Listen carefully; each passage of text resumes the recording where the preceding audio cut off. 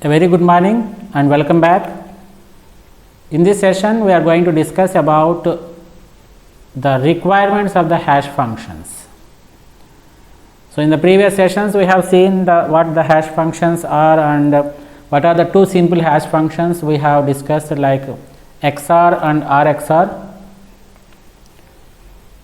In this session we will discuss what are the requirements that a hash function should have. Before entering into the actual discussion of the requirements of the hash function, let us discuss two important terminology. One is the pre-image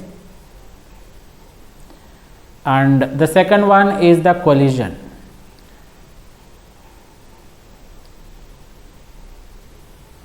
What is this pre-image? This pre-image, we know that we will be generating a hash value h by applying a hash function h, capital H, on some message m. This is the output and this is the input. We call this input or the message on which the hash is applied we call it as the pre-image. This m is called the pre-image of the hash value. So the input is called as the pre-image of the output. This is what you should understand.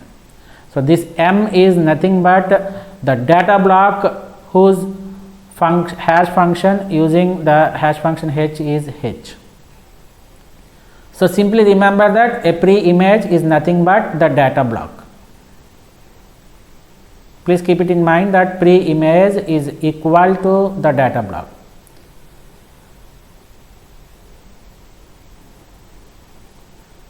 And coming to the discussion on the collision, we know what a collision is. There are a lot of possibilities that more than two or more messages, they will generate the same hash values. If more than two messages or more than two data blocks are going to generate the same hash values, we say that a collision has been occurred.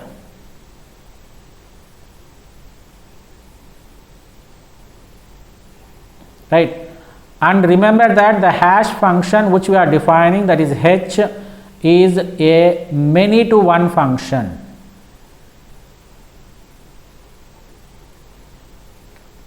We know very well about what this many to one function is. So we have many inputs and everything is given a single output, one output. So this hash is a many to one function. By this you can understand that there are possibilities that number of inputs will generate the same output. This particular term is called as the collision.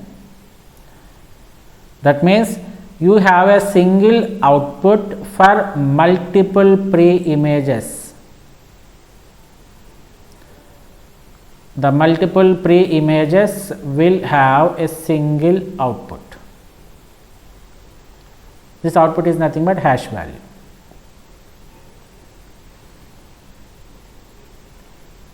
So you can say like this: if m1 and m2 are two different data blocks or messages,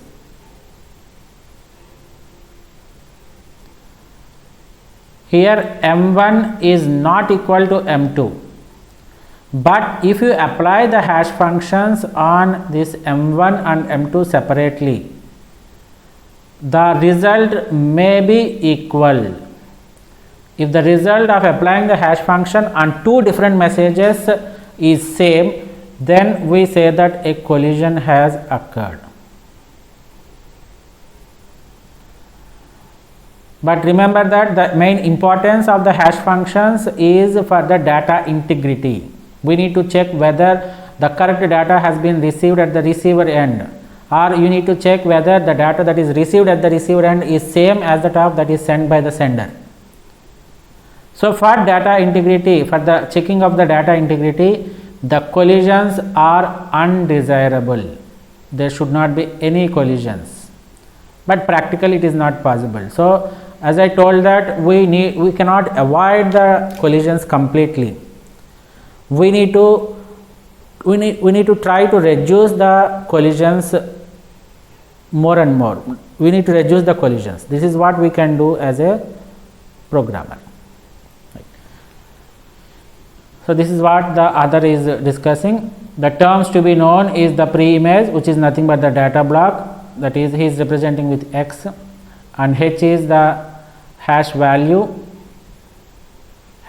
of x, and capital H is the function that is used to find the hash value, and collision occurs if x is not equal to y. These are data blocks, and the resultant is h of x is equal to h of y. This is undesirable in the context of data integrity.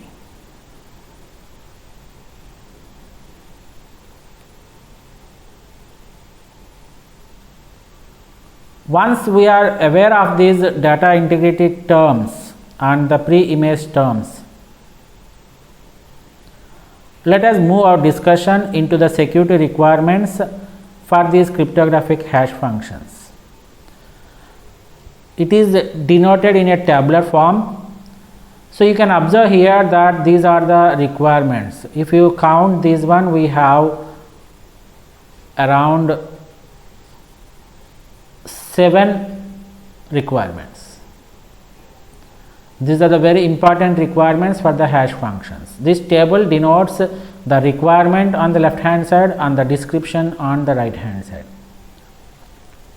If we observe this particular table, the first 3 properties, let us say the requirements or the properties. The first 3 requirements are for the practical application of the hash function. So these 3 are mandatory for the practical implementation of the hash function. The first property says that the input size should be variable in nature. The basic definition of the hash function itself is you have the variable sized input size, which gives a fixed hash value, fixed output size. So h, remember that h is nothing but the hash function. H can be applied to a block of data of any size, variable size, arbitrary size, anything you can take. And the second property or the second requirement is the fixed output size. So h produces a fixed length output, which is called as the hash value, which is denoted by lowercase letter h. And coming to the third property, which is the efficiency, we have discussed the efficiency of the requirements for a good hash function. One of the requirements for the good hash function is the hash function h should be relatively easy to compute for any given value of x. Any value of x you give, h should be in a position that the hash values, the output is given in a relatively good amount of time.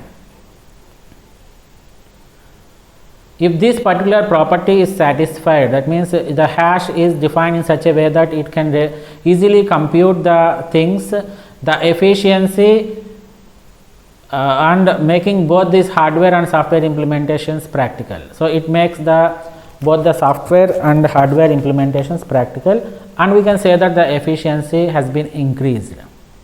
These are the basic properties or the requirements of any practical application of the hash function. But the next 3 properties or the 3 requirements, we can call them as the resistance requirements or the resistance properties.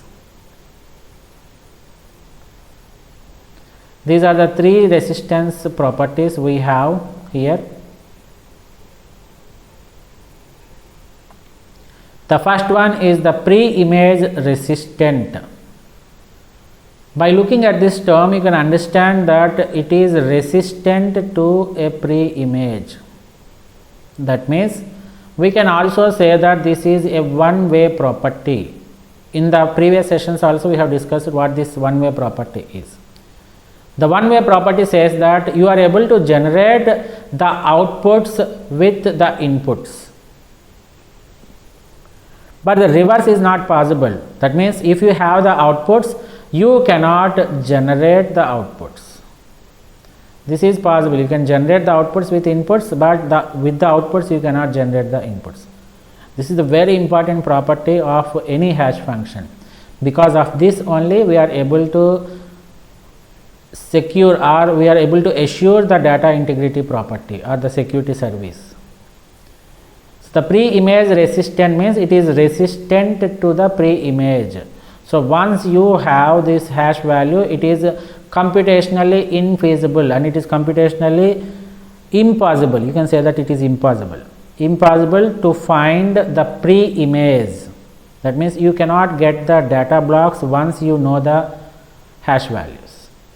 So for any given hash value h, it is computationally infeasible to find y such that h of y is equal to h. This is not at all possible.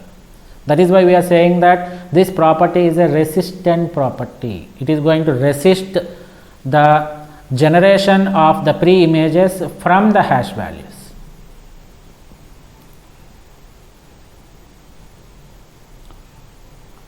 And this property is very important if the authentication technique involves the use of a secret code. In the previous sessions, we have seen lot of examples. Let us discuss this one. In the previous sessions, we have seen lot of examples related to the message authentication. One of the application what we have is the secret value authentication. The secret value authentication means the sender and the receiver, they are going to negotiate on a shared secret value which is called as S. So in this particular scenario where the sender and the receiver has agreed upon the secret value S, this particular property is very important to generate the authentication effect. Right. So if you come across the diagram here, we have a message M and this is sent like this, and then we have the hash function like this, and in the hash function we are going to use the secret key. We are going to append the secret key.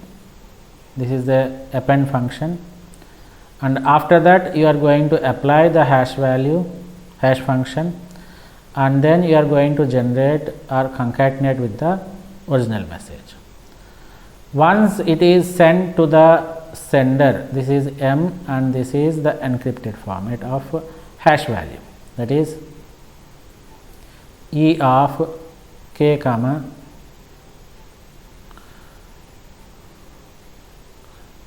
so we have this hash and this is encryption and this is k, and this is E of k comma h of M. You take this M again, apply the hash function, generate it and compare it with this one. Before this you have to decrypt it with the same key value.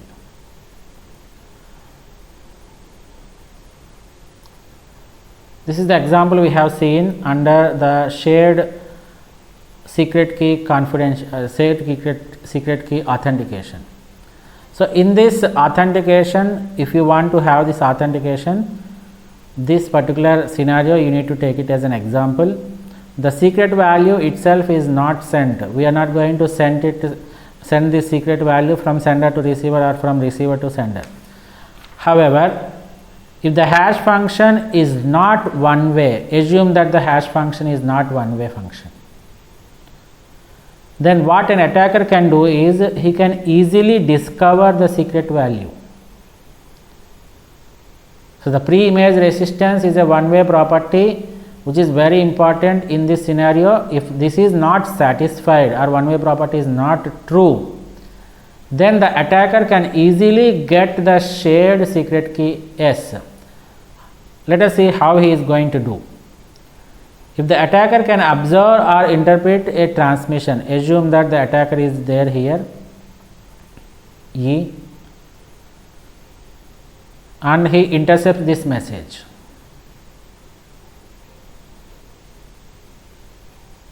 Whenever he gets this message, the attacker is having both the message M and the encrypted format E of K comma H of M.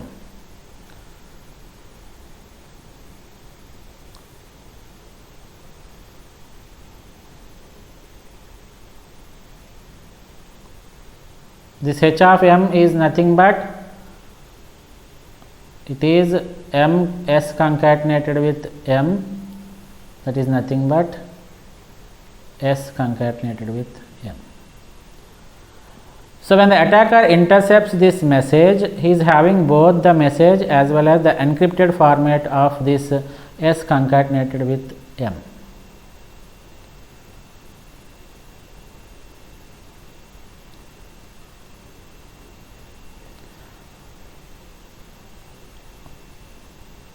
And he can get this H of M. If it is a reversible process, H of S concatenated with M will be applied by the attacker, and he will, the inverse of this hash function is applied, and he will get the output as S concatenated with M. So this M he will remove it from this S concatenated with M, and he can easily get this secret value. This is how the pre-image resistance or the one-way property plays very important role in achieving the authentication in the case of secret key authentication or secure value authentication. Anything is correct. And the next property, the fifth property, is the second pre-image resistant. By looking at this term, you can say that it is resistant to the pre-image of the secondary thing. That means it is completely resistant. The hash function should be completely resistant to generate two pre-images for the same value. Right. So for any block X, it is computationally infeasible to find y is not equal to x with h of y is equal to h of x. Let us see it with an example. So the second pre-image resistant guarantees that it is impossible to find a duplicate or an alternate message with the same hash value as a given message. So alternate messages, the second alternate messages are the secondary messages you cannot generate even though they are having the same hash values. What is the importance of this second pre-image resistance? We can also call it as weak collision resistant.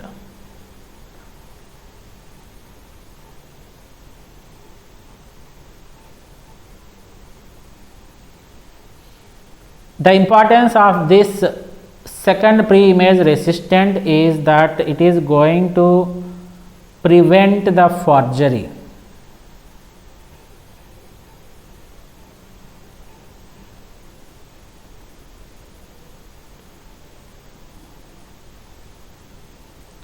If this property is not true, that means if the second pre-image resistant property is not true, then the attacker would be capable of doing a sequence of actions. 3 steps he is going to follow and he is going to recover the entire hash value. So in the first step, what the interpreter or the attacker will do is he will simply intercept the message that is transmitted. This message including encrypted hash code.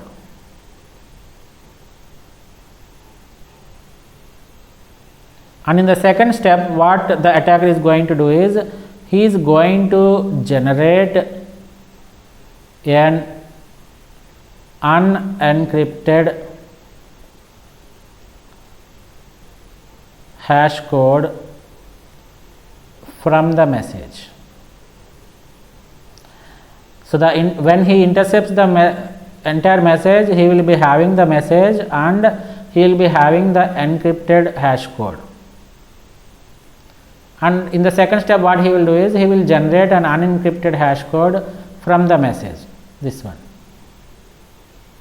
And the last step is very important. He is going to generate an alternate message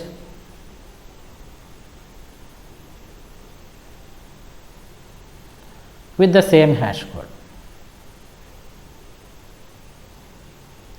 So by making use of these three steps, the attacker is going to generate a duplicate message, or he is going to generate a second pre-image, which is nothing but forged image.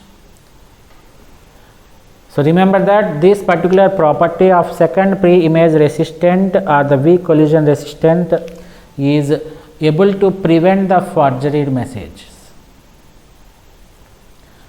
Once we are clear about this fifth property, the sixth property is very important. Until unless these five properties, up to these five properties, we can say that if a hash function satisfies these five properties, we can say that it is a weak hash function.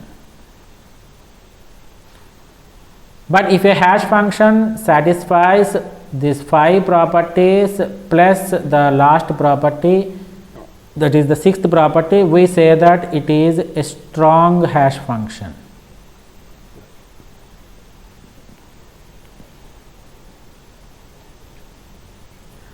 That is the importance of this sixth property, which is called as the collision resistant property, or we can also say it as strong collision resistant. It says that it is computationally infeasible to find any pair x comma y, these are the data blocks, such that h of x is equal to h of y, right. So the collision occurs if x is not equal to y and h of x, the resultant of applying the hash on both these x and y, will be equal. So if two text blocks we control result in the same function, it is called as the collision. What is the importance of this particular property, that is the collision resistant property? Is a strong hash function protects against an attack in which one party generates a message and the other party will be signing the things. For example, you have two parties, that A and B. Assume that A is generating a message and now this A is not signing it. A is not signing it. He will simply send the message to the B, maybe in the form of encrypted format or in the unencrypted format, but whenever the message is received at the receiver end, B is going to sign it. So we have some disadvantages by making the message generated by one party and signed by another party.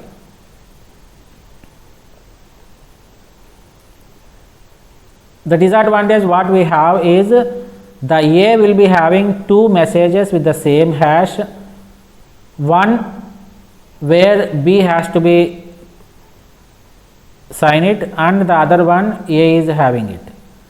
But once the B has been signed, the first message, then what A can do is he can simply claim that the second message is authentic, which is not acceptable. The simple point you have to remember under this collision resistant is the hash functions should be resistant for the collisions. So even though we have two different messages which are completely different, but applying the hash on those messages will result in the same hash values, that is called as the collision, but these collisions should be avoided, they are undesirable. We already discussed it, that the data integrity property does not require the collision to happen in the hash functions, right. So all these 6 properties are very important, out of which the 3 properties, the first 3 properties, the variable input size, the fixed output size and the efficiency, are the general requirements for the practical application of the hash functions, and the 3 resistance properties like the pre-image resistant, which is otherwise called as the one-way property, the second pre-image resistant, which is otherwise called as the weak collision resistant, and the collision resistant, which is called as the strong collision resistant, are required whenever you want to have a strong hash functions. And the final requirement, which is nothing but the pseudo randomness. This is one of the very important requirement for the hash functions. So whenever you have the output that is generated from the hash functions, those outputs or the hash values that are generated from those hash functions should be random in nature, and you can say that this is not traditionally listed as the requirement of cryptographic hash functions, this one, but it is more or less implied. Randomness is required for the outputs. So the cryptographic hash functions are commonly used for key derivation. We know that the hash functions are used for key generations or key derivations, and they are also used for the pseudo random numbers, pseudo random number generated. In the previous session we have seen this is PRNG, pseudo random number generation, is one of the application of these hash functions. So hash functions are commonly used for this key derivation and pseudo random number generation, and in the message integrity also. Message integrity. These are the applications we have seen in the earlier sessions, right? So this message integrity is nothing but message authentication.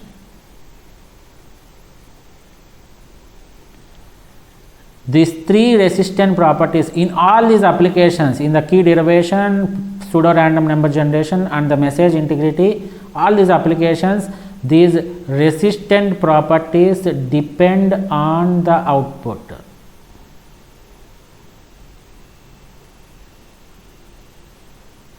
And whenever these outputs that are generated by the hash functions are randomized outputs, then only these properties will be satisfied. So this is the important property, the pseudo randomness. The outputs what we generate should be random in nature. This property is very important in order to implement the resistance properties. Therefore, it is very much sensible to verify that a given hash function produces random output or produces pseudo random outputs. So these are all the various requirements of a hash function. Let us have a quick recap of what we have discussed in today's session. In today's session, we have started our discussion with 2 important terms. One is the pre-image and the collision. Pre-image is nothing but the data block, and the collision is a position where you are getting same hash values for different messages. And then we have seen these 7 different requirements of the hash function, out of which the first 3 are basic requirements for implementation of hash functions, and the 3 resistant properties are very much needed in order to categorize the hash functions into weak hash functions and strong hash functions. Weak hash functions should satisfy the 5 properties, that is the variable input size, fixed output size, efficiency, and pre-image resistant property, that is the one-way property, and the second pre-image resistant property, which is called as the weak collision resistant. And in order to categorize a hash function as the strong hash function, in addition to the above 5 properties or the requirements, it should also satisfy the 6th requirement, which is the collision resistant requirement, and that is called as the strong collision resistant. And the last property, that is the requirement, is the pseudo randomness.